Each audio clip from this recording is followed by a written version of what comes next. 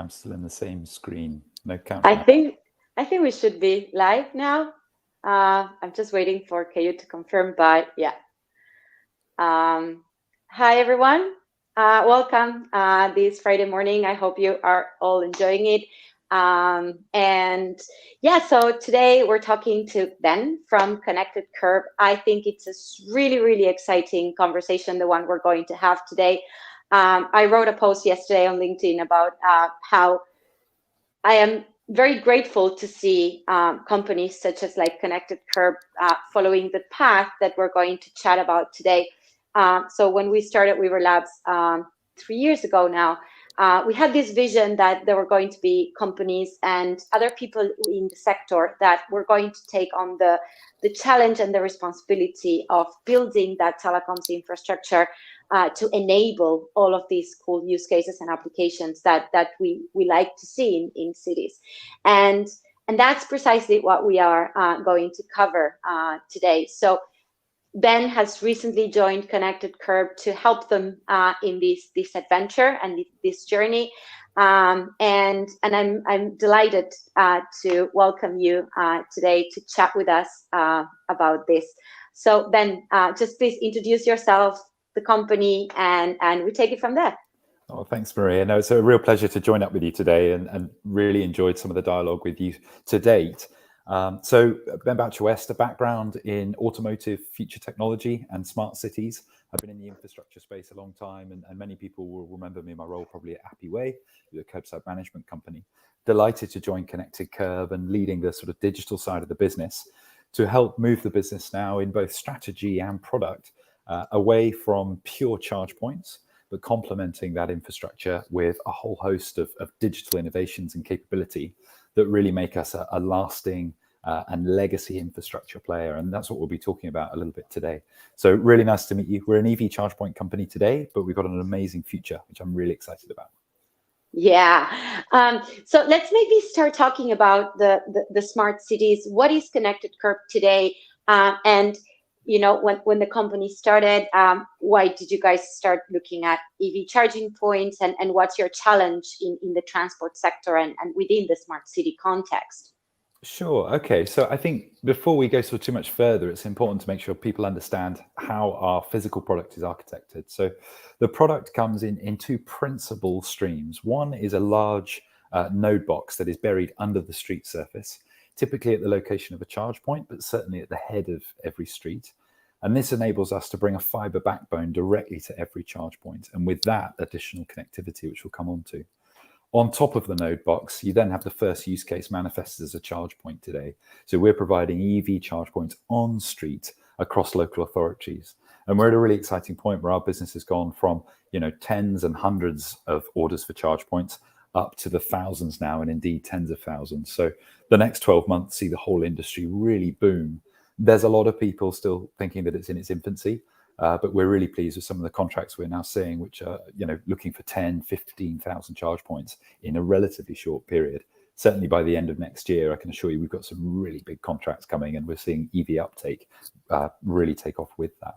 So we're very much an infrastructure player. We're burying node box for future capabilities, future connectivity. But on top of that, we have the first manifestation as a pure EV charge point. And there's a couple of iterations to that, but the one I think people are most familiar with is our Gecko product, which is a plug on a pole. The pole can be adapted to a sort of 3-4 meter high asset, to which we might attach an antenna or other connectivity, down to something small like a bollard, which sits more in this sort of urban realm and is really useful certainly in heritage areas and things like that, where we have a very low visual impact. It's a very streamlined product. So essentially, what I take from this is like there is a strong push from the market. Pull from the market that it's saying we want EV charging points, we want to connect our cars. Potentially, we don't have access to a parking site at home, and we need to charge our cars when they are parked in the street. Who owns this charging point? That's right. So at the moment, there's a little bit of mix of business models behind it, but they're all installed within the local authority realm. So they're all on-street charging. So they share the ownership. We can pay for install. We have partners who can pay for install. In certain cases, local authorities will just buy the hardware and install themselves. But at every case, we are the sort of CPO as well. So we're operating in a revenue share for the EV that we vend at the street level. So how does this revenue share work exactly? If you can explain us, like from the whole, consumer, local authority, and yourselves. Yeah, so you pay through the charging as you would through any sort of CPO via the app. And you can then effectively do various things around tariff, which I'll come on to. But the base operation is you connect, you pay for charging, and we rev share that with the local authority, paying for both the energy and making sure they have a revenue kickback as well. Now, what's really interesting is we're seeing that basic model start to really evolve. And one of our projects is called Agile Streets. There's a great website dedicated to it, just agilestreets.com. And it's where you can see us begin to involve the consumer journey, harnessing the habits that they would like to adopt around charging. So if dwell time is going to be long, they may choose sustainable energy on a lower tariff.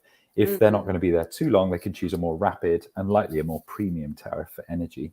So the idea in Agile Streets is we're starting to give people more and more choice beyond just plug and charge around how that vehicle is charged, the source of energy, how much they would like to pay. And we can also, into that whole process, start to look at incentivization as well. And incentivization is key because it's the first time that we hook in that consumer relationship direct with the local authority and back to the national grid. And something our CEO talks about is we're about to hit a serious change point in the business where most infrastructure companies have become infrastructure because of their scale. By virtue of the market we're in and the product's traction and quality that we can supply, we are now reaching a scale that sees us become an infrastructure and indeed potentially a utility. So we're having to move very quickly around these consumer hooks, which give us deep granular insight around movement and EV adoption. But we can package that in a way we can play this back to the large infrastructure and local authorities to make it meaningful. And that helps us do 2 or 3 things. A, innovate the business model I've described from what it is today in a relatively basic fashion, but through to all sorts of nuanced insights that we can monetize. And secondly, thinking about our own play once we've achieved this scale to effectively manage a good interface with the national grid, the local DNO, even the local substation, thinking about energy management. And Agile Streets is really the tip of the spear for how we start to do that and set out our camp as to how we think that should happen. Yeah, that's really interesting because you touch upon a lot of sustainability points within smart cities, and it's not only about sustainability and how we use the city resources, but how we use the data that all of these smart city applications are giving us to do cross-sector innovation. So why does an EV charging point require connectivity? I presume it's because of the use of this data, but where do you see the role of connectivity for particularly the EV charging point use case? And then we move on to the whole infrastructure provisioning point. Yeah, well, it's a great question and one that I think needs answering at a sort of range of layers, if you will. Today in our core business, there's obviously a need to go and dig up the built environment. It's relatively expensive to do, as opposed to just sort of overlaying light touch sensors. We have to go and put cables in, put in the charge points and put the node box in. Now, the node box has been specifically designed with that sort of cost structure in mind, that it has enough real estate to accommodate all sorts of future capability. So our ethos is very much dig the street once and leave behind a legacy architecture that is future-proof. You need to keep in mind in our business now, we're contracted over 20, 25 years. So this kit is going to be around a long time. We need to have that modular architecture to roll the charge points and innovate the charge points at the surface, but we're leaving a node box behind with a fiber backbone for all sorts of different connectivity.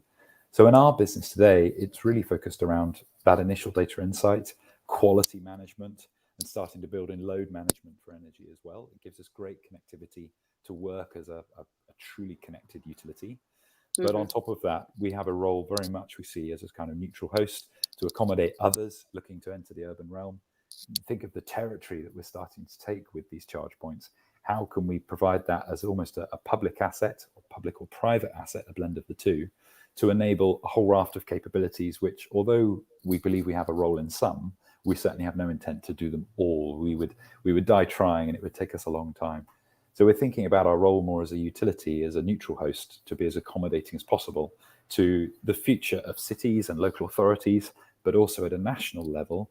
When we've deployed all of these charge points, we'll have some incredible data insights that we can play back to cities, authorities, and indeed nationally on how people are moving, habits, new business models, new connectivity.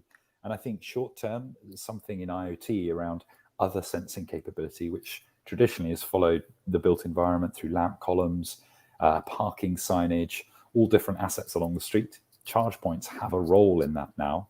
Increasing uptake sees a proliferation of where they will be, and we need to address our role there to support signal black spots, maybe public Wi-Fi. There's a huge amount of social barriers that we're looking to overcome as well through our business, through this connected backbone that we provide. Mm-hmm. It's really interesting.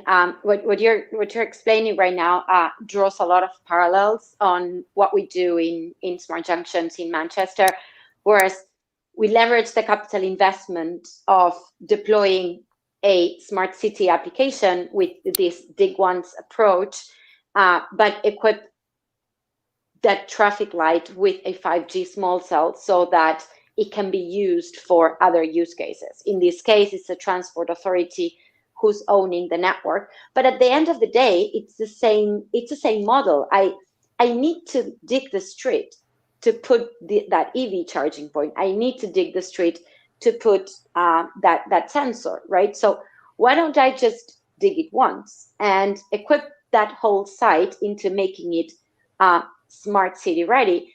And at the end of the day, whether we like it or not, smart city ready means connectivity and having access to fiber, wireless, so we can do all of these applications that gather data, share data, and be intelligence, right? There's no intelligence without that connectivity layer. It basically supports the data layer and then the service layer on top, of course.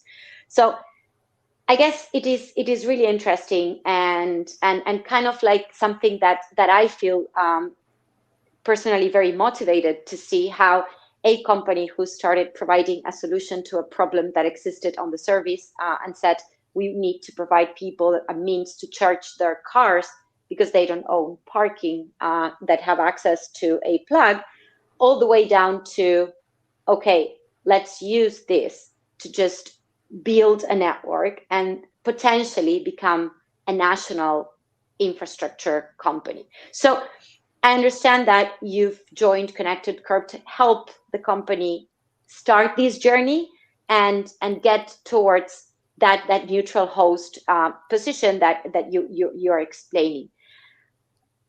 What are the challenges that you're seeing now? What are the, okay, you recently joined. What's the challenge, and how are you undertaking it, moving the company from a smart city application to a telco infrastructure company? Yeah, it's a huge question, and we're still figuring all of that out, the total answer. But I think there are already some very sort of obvious North Stars. We've got a clear strategy in the business that is a very enabling architecture, and what we need to get a balance right is of the future technology, some sort of balance between technology that we enable ourselves, i.e. being a neutral host, and standing up something quickly that enables us to accommodate those first use cases, and something I'm hoping to talk with yourselves more about in future as to the optimized way to do that, and in particular with our local authority clients to understand their needs as well. This isn't just a private sector role. This is very much a local authority mission that we're on, to include them as much as possible, and importantly address some of the sort of key social barriers to entry which we think our technology can afford, such as free Wi-Fi, the access to EV charge points as you mentioned, but what are the other connectivity points we should provide? So very much near term, there's a series of enabling technologies that comes even closer around site selection is very important to our business. Not just site selection on where you put a charge point, but where makes sense in 10 years' time for infrastructure to exist. So we're looking at our role to engage with new developers, expansion plans, again, of local authorities areas, the deployment of 5G and how we may be able to assist, and packaging all of that up into additional insights. And I talk a lot about an insights layer where we will be able to sort of forecast demand for the national grid, of that demand start to compute, renewable energy and the demand. We have very much the hope that everybody on the Connected Kerb app will be sourced from renewable energy sources. And we can even do that then on a local layer as well, direct with a local authority on any power generation or battery management they have in the near vicinity. So it really gives us a whole sandbox to demonstrate all sorts of capability, from site selection, putting a charge point today, through to the future proofing of all of this physical infrastructure. And then the second stream is much more innovative on our side and is looking at very much sort of partners and, again, enabling technology, but bringing additional insights into the business, but also working closely with partners and the supply base to spin out all sorts of other insights. And I mentioned informing the national grid with data. By the exhaust fume of our business is we know when EV vehicles are charging, the habits associated with that charging pattern. So we can start to predict and model a great insight what the consumer experience is. And this is insight that maybe some of the telcos, some of the power providers haven't had such granular access to before. So we have a huge data model here, and certainly Chris, our CEO, is talking all the time about power and data. And if we can get the harmonization between these two things right, we really believe we'll win. Well, data, it's so said, it's the new gold by The Economist. So I do believe that power and data are kind of like the next, the big next focus in probably the next 10 years of technical development and innovation. You touch upon a point that I find particularly interesting, not only from a telecoms perspective, but also from a strategic perspective right now in the UK and probably elsewhere in the world. And it is site selection. So you mentioned site selection as something that it's not only what it's commercially viable for Connected Kerb today, but using your insights model and your data layer, say, this site might not be profitable today, but might be profitable in the next 10 years. So just to give you a little bit of background of how site selection works in telecoms, and it is very much like, is it profitable for me today to give connectivity in this area? Because the investment is high, right? I mean, you have to get fiber to that point. You have there's a lot of cost involved in providing connectivity in an area and so we see areas of the UK that lack that commercial drive from the private sector and remain not connected. And that it's not a commercially viable area to get connected. So I'm very much interested in this model. What sort of inputs do you have in your model or in this decision-making algorithm that tells you maybe today it's not, but in 10 years will? Because I'm interested, like, for example, now with COVID, there is a huge decentralization of where people live and work from, right? Or it gets educated. So is all of that something that you would take into account when selecting a site? Indeed. So we've got some sort of IP associated around the sort of full extent of the tool. But in general terms, it is a harmonization between people and place. And what's particularly important is to dispel, if you look at just the data alone, you may see that, blocks of flats don't always have off-street parking. So these look like good sites to put charge points nearby. But it's also thinking about the people in those flats. What are their commuting habits? Where do they drive to work? It's very common, for example, that there are multiple or higher car ownership associated with flats than there are maybe on sort of private dwellings with private off-street parking. The averages are actually slightly higher. So it's really taking a very detailed people insight around our infrastructure planning. The third piece is also harmonizing our relationships with local authorities and thinking about social balancing, social equity, as I said. So where we put a charge point in a potentially short-term, highly profitable location, we'll also offset that with a location that, as you say, from a business point of view, maybe makes less sense, but socially and for connectivity fulfills a huge role. So you could think about 5G hotspots covering dense urban and the key transport arterial routes, but we're particularly interested through some of our projects in the rural community, linking up the suburban environment, and really thinking again about how our infrastructure does a lot more than just pure business mechanics. So it's very complex. It has to take that long-term view. As I mentioned earlier, we are contracted over a long time. We're going to be in the urban realm for a long time, up to 20 years in some contracts. So we really need to think about future-proofing this now. And that really includes, before we break ground, making sure we're absolutely certain on what we're doing through a whole host of different data sets. I think there are more than 50 now in the tool. But also on from that is then the monitoring. So as that charge point is commissioned and then in use, we can constantly feed back as to, did the original model work? Does it need updating? And let's inform future site selection in the immediate area. And already this is generating insights. So working with some of the DNOs to put in, substations, they will get a request for more substations, and we'll look to put 5 into a postcode or a region of a local authority. What we can do is start to help the model and say, this one is urgent, this one within 12 months, and these 3 within a 36-month period, because we can start to heat map demand, some of these social elements, and then the raw data that computes the sort of population habits and place-making habits that we see. So it's very advanced. The lovely thing in the tool is this is quite automated. And one of the things we're looking to do is get it into the hands of as many different use cases as we can, many we've touched on, to verify the insight that we think is market leading at this stage. And that's why I'm a little bit cagey about some of the details within today. But I really like the fact that you put different dimensions into the problem, that it's, okay, so where do I put a site? Okay, the first decision making is, at the end of the day, it's the EV charging point. Where is it going to be used?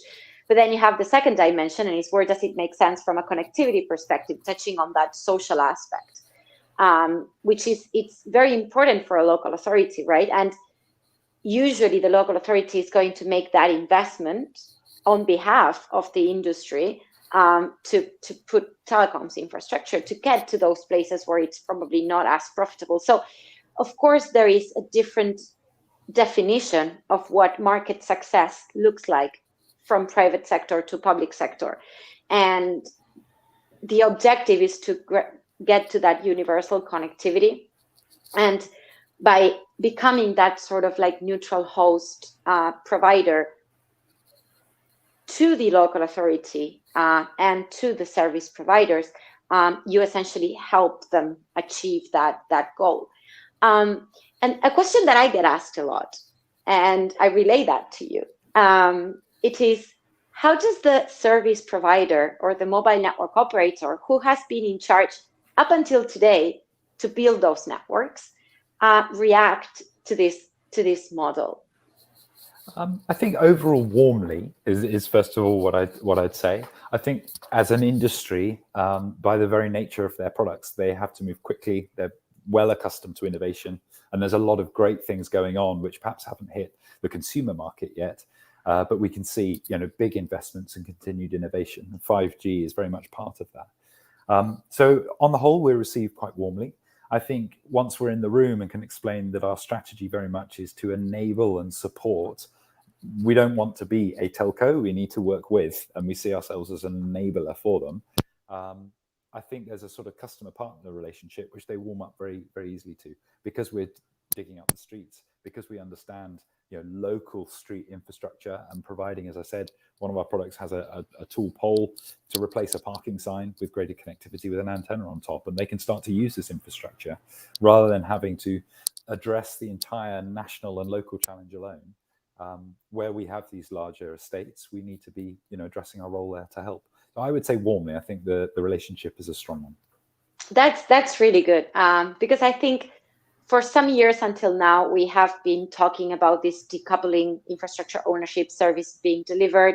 How is it going to look like? And I think from some angle, it's the industry kind of like taking the role of providing this infrastructure on behalf of the local authorities and also the mobile network operators, because it's a huge burden what it is put on them to make all the investment themselves. And I understand that it's just like, well, why should we be doing the entire investment if our revenues are kind of like going down in terms of connectivity is a commodity right now. It's not something, it's a utility, as you were saying, right?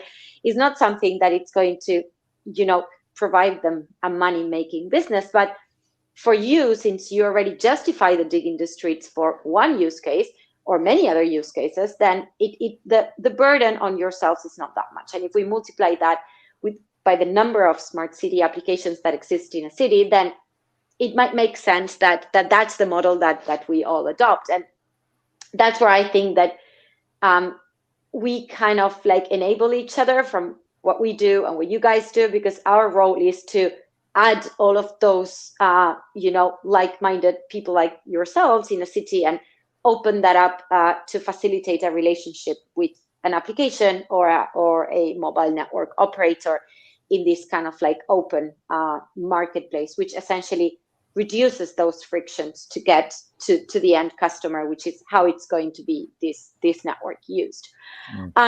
I'm not sure if you guys have thought this through yet, because I know it's early stages through your infrastructure and connectivity journey, but is it a similar revenue sharing model, the business model you're currently thinking for the telecoms infrastructure that you provide? So likely the mobile network operator is going to use that infrastructure, because if it's a 5G antenna, we require the mobile network operator, because they own the spectrum, because they give us the SIM cards. They should pay someone to access that. But the local authority owns the network, or how does the business model work between all the parties involved? Yeah, so we would own the network. I think we would always make sure that we're taking the local authority on the journey with us here. The way that the business is procured and operates means that sometimes these business models become too complex and they would disrupt our sort of core business. But our role very much is to think about the urban realm as an asset for local authorities and ensure that they are sort of front and center of this. But ultimately, yes, I mean, as a neutral host, I don't think the business model is more complex than we're currently familiar with. I think where we're interested is those ones where we can form real data partnerships and a data exchange that starts to inform future products and services in our business. We would be bringing those people much closer through sort of a detailed partnership architecture, because the business model would need to evolve on from just being a basic host taking a sniff of the revenue for whatever their application may be. I think where we're really sort of focused on setting out on this journey is we can bring real insight at all levels of the value chain. And that's something that certain telcos, certainly addressing into transport and in particular EV charging, may not have access to, but also helping sort of local authorities. So the challenges at every layer in the business are personal and addressable. One of the things, to give you an example, is a local authority recently told us that they will absorb requests for local charge points. They will go and procure a partner like ourselves to install, and the charge point will be built. They then get hit with a lot of complaints from the resident directly adjacent to that charge point saying, hey, I wanted a charge point, but I didn't mean directly outside my house. Now these cars are there all the time. I always try to park near my front door, although that's a utopia. I've never enjoyed that experience. But they start to get this backlash. So how very quickly can we stand up digital services that enable a local authority to be pre-armed with that data to explain the decision-making that went on in terms of site selection, demonstrate the utilization that site is generating. But importantly, there may be digital services that they can engage local consumers on in terms of energy generated from solar panels directly to that location. There's all sorts of connectivity assistance that we can start to bring to the household. So we're starting to think about our sort of social messaging around the digital functions and capabilities we can enable to really make local residents feel consulted and also benefiting. And there's all sorts of directives going on across Europe, but I think Germany in particular are leading some of the really good industry sensitive messaging around this, which is where, an old theory around money generated in the village should stay in the village. And this idea that a village generating its own power should be able to operate off grid some of the time, but also the people there in that community should be able to earn money and monetize this capability. So it's a really exciting revenue stream, which again, a lot of local residents not working in our world every day are totally unaware of and need some convincing still of the opportunity.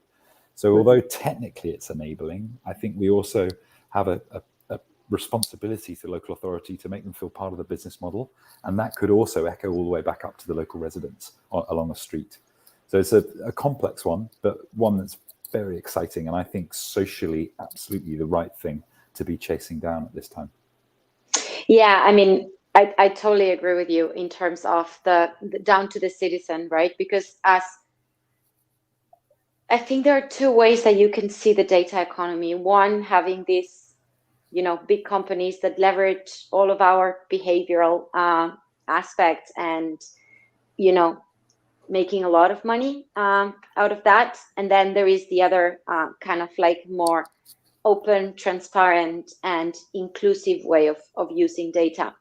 At the end of the day, we want to make cities smarter. We want to make cities the better place to live for our citizens, but we cannot do that without using their data. And that is it's a very sensitive topic, right? Because these people are generating their own benefit by us recording their habits in our systems and sharing that data.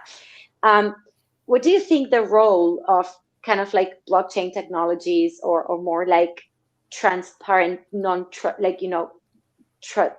having to trust, but trustworthy technologies have in order to kind of like realize this level of engagement of all of the parties or inclusion of all of the parties? Yeah, again, a great question. I think inclusion is the key word there in what you say. While the use cases and the business models, I think, are still forming, and that's very much our current stance is listening, learning through partnership, delivering some of these proof of concepts and validating them quickly. Inclusion is a huge thing. And I think in particular blockchain, where we're able to stand up disparate data sets, disparate financial models in some centralized form, is incredibly powerful. And I think we're really at the very early days, the sort of conceptual days of the power of that technology. On from that, I also think, wallets and making this more accessible through all sorts of different modes is a huge play for us, a huge industry for us. Things like charging the vehicle that you use for your business on a public asset, public infrastructure. This is sort of simple wallet, simple tokenization, but thinking of the incentives we can start to use these technologies to make sure that's done at the right time in a way that's in keeping with local residents, the urban realm. And again, that kickback to local authorities to making sure that their assets are monetized and data-driven insights are generated in a way that they are comfortable with at all times. Crazy question. Do you see a company like Connected Kerb having a token in a Web3 industry? Yes. Yeah, I could well see. I think there may be a need through a sort of pull factor that the way certain other industries are moving, that will help us address our role there. But I think also there's a lot of exciting things that we could do, certainly around the flow of energy, the management, the flow of energy, where this has real enabling capability for us. If I already liked Connected Kerb, now I like it even more. Adoption of tokenized economies in real world applications such as telecom services, application services is, I think, the next generation of blockchain projects. And for us, blockchain and tokens are just a tool to solve a problem in a supply chain. And I think the more we move into this adoption of more than we don't try to push this adoption into the market, right? As you well said, it's a pull from the market. And because you speak the language of the people that actually want that, it's going to be easier and easier and easier to adopt a cryptocurrency or a native token in a smart city. And it's good to see companies such as yourselves thinking that Web3 is the way to go, and that a token is something that can certainly realize the business model that you are kind of like envisioning now and starting the journey, which is great. I think I'm going to move on to the questions now. I think we have just one that it's quite interesting, and it touches upon the point of the data usage. It says, do you think the local authorities and the public sector have the capacity to utilize all this data to make an impact on communities across the UK? Absolutely. Capacity. Yes? Yeah, capacity. I mean, I sort of infer from that is the legs and arms and the skills to really make it meaningful. That's what I sort of read into that question. I think it is still slightly unbalanced. We certainly at a local authority level, there are pockets of huge skill and capability, and I've been very impressed with the data intelligence that exists. There are others who I think are still at the sort of early stages, or perhaps have big legacy projects which are consuming a huge amount of time where they've not been able to address their role in this sort of future landscape. Again, around the site selection tool, we see this as a great opportunity to democratize that base knowledge and that base capability very quickly. So there is a sort of common base capability to think about site selection, urban planning, in regard to all of this, take telco coverage, EV coverage, et cetera, all the topics we've touched on. But I think on from that, there's the ability to upskill quite quickly. That data is a very democratic thing that can be worked on through all sorts of different organizations. And our hope is very much that, use the old analogy, but like oil, heaven forbid, it can move through all sorts of divisions within the local authority, right back up to a national level. And as I said right at the beginning, we're now at a point of scale in our business where we will be able to map EV demand for a large territory, and from that begin to forecast. So we can manage power blackouts when power is generated, maximizing the potential in renewable through to our own system. And there's a lot of capabilities we're looking to install to enable that. There's obviously the car as a battery and how we can use that energy. I've touched on household generated energy. We're thinking about local batteries we may partner with, or even build if we have to make the full power of that insight really accessible for the territory. So I think absolutely skills are lagging in certain areas, but there's a lot of great stuff happening. Yeah, I think you touched upon 2 points that I find very interesting. One is the upskilling, and we have seen how in the telecom sector, at least, government has intervened with certain activities such as the 5G tested and trials program, now the DCIA pilot competition, where the objective is to invest in that upskilling so that local authorities are ready to take advantage of companies such as ourselves and make the most out of it. But then there is another point that I think it's really interesting, which is the UX. How do we present these tools to them so that they can make the most out of it? I mean, it's only up to us to make sure that they have the capacity to do it, right? We understand that they shouldn't be the ones building the tools. They should be the ones using the tools for planning, for example, and making the decisions better. So at the end of the day, it's our responsibility to work on the UX side. And just to give you an example from Weaver Labs, how we do it, and now you tell me how you guys deal with this problem. We work from very early days with the local authorities and with the end user to get direct feedback on how they want the platform to be presented to them. So we make sure that we're building something that it's going to be used when the day comes and the product is launched. So what's your approach to make sure that your UX is kind of like in line with that capacity and taking you to that objective?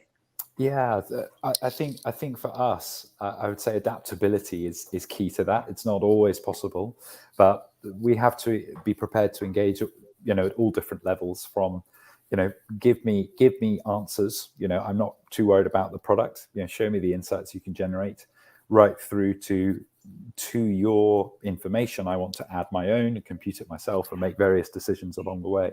So we have to be very accommodating from a sort of raw data provider right through to a just give me answers tool. I think personally, I've been concerned as the industry's found its feet over the last 10 years. GDPR's come in. We've got a much better and more standardized approach to data, which is filtering through all layers of industry.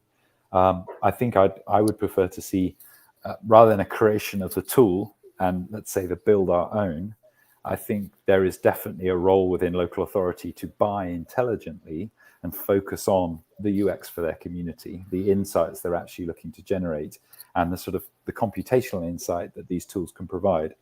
I'm still seeing a lot of approaches with, we wanted a thing that did this, so we spent a huge amount of money building a tool. Unfortunately, it now needs maintaining. The guy or girl who built it has left. It doesn't quite do what we asked. Can you help? And there's these sort of legacy systems to interface with, which by very nature of the way they're architected consume so much energy to get built, but never return the result for the people. And we have to remember local authorities are people and citizens like us trying to make the urban realm a better place. So I think there is always a role for but buying intelligently around the right data policies, around the right sort of business models that ensure that support is there. But that adaptability to a UX is also there. And certainly as a local resident at Hammersmith, I'm quite engaged with my local community and the local government. And I'm always pushing for what was the data for this decision? What were the insights that you had that led you to this answer? And they should be able to answer these requests very, very quickly, very easily, in a way that is, let's say, UX enabling. Yeah. I mean, it's a really interesting point, the buy approach or the build approach, or the and that brings to the point of like private sector, public sector working together, building tools that work for a certain region, a certain use case, a certain application. We sometimes, as generalists, we want to take one step back and say we want to build one tool that it's good for everything. But at the end of the day, there is this level of specificity that we need to also ensure with the tools that we build. And at the end of the day, we sit on a data layer or on a shared layer. It's about enabling that UX that exists, and it's very particular to the area that it's going to be used. And I might touch on that is, the future of our business depends on being able to say, across our 10,000 charge point estate, dear National Grid, these are some of the insights. So planning for the Christmas holidays needs to look like this for our business, right down at a local authority level where, these streets are liable to flooding. This is our plan and strategy around managing that. And you could, in real time, look at the news, some of the tragic things happening in Scotland with climate change. We should really think about our role at this hyper local level within a few streets and those local residents that will be affected, right up to nationally and domestically as a country, how we can manage energy consumption in the future. And I think there's two things for us. The UX you mentioned at all levels in those stakeholders, we have to make sure we're serving with product insights and solutions, but also then energy management. And I think in our industry, this is going to become a huge role for the future, is thinking about the management of energy, the flow of energy, and the brokering of energy in a way that complies with all of those layers of requirements from national through to the local resident in a way that's transparent and compliant and very accessible. Mm-hmm. Yeah, I think that's the challenge, the energy, the next, low carbon energy usage, sustainability. For a lot of people living in this planet, we need to make sure we use the resources in a good and smart way. So yeah, we're kind of like hitting the end. I think it's been great chatting with you, Ben. I think it has been really interesting to see how companies have this kind of like broad view to the challenges that we have been talking about. Thank you so much for joining us this afternoon to chat. And yeah, I always like to finish the call saying like, what does the future look like for you? But we've spent so much time talking about the future that this question might be, just rewind to the beginning of the conversation. But yeah, is there anything you would want to close this off with? Any thoughts you just want to tell our audience? I think for us, we've got a great ethos in the business, one that I'm really proud to join. We know we can't go this alone. So if there are people listening or people watching this back in future who have ideas, can help us shape that, or looking to partner, I'd absolutely be delighted to hear from them. And it's through that dialogue that we can help inform our own strategy, but also make sure that we are an enabling infrastructure play that supports others. So I'm really excited to reach out and hopefully hear from people as to their opinions, and also tell us why we're wrong. That's really important to us. Yeah, I guess you're very much with one foot inside the Web3 industry, ecosystem building and getting everyone included in the process. Thank you so much, Ben. It's been lovely to talk to you. Thank you, everyone who has joined us this afternoon. And yeah, any comments or questions, just leave them in the comments, and I'm sure everyone will be happy to contribute with the forum.